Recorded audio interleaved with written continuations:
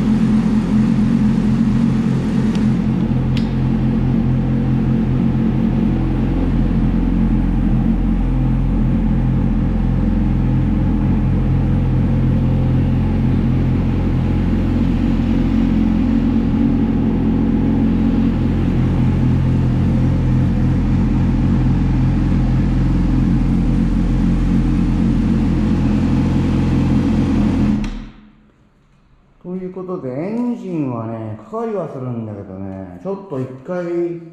4000回転ぐらいまで上げないと、アイドリング状態まで持っていけないので、おそらく何かあるんだろうね。まあ一応、いつものジョージさんっていうバイク屋さんに持ってって、一回見てもらおうかなと思ってます。今日はもうこのガソリンのやつをすぐ返さないといけないんで、今日はここまでにしておきますけれども、もう一回だけエンジンかけてアイドリングしばらくして、それでやめたいと思います。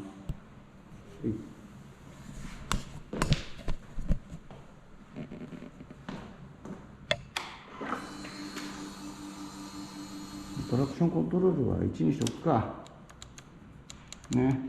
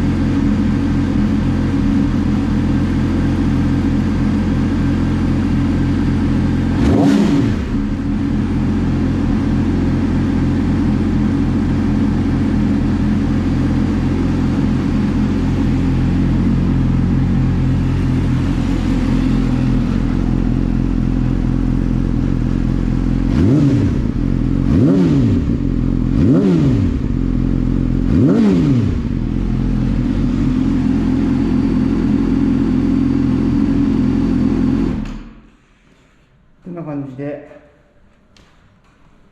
今回終わりにしたいと思います。なんだろうね。バイバイ。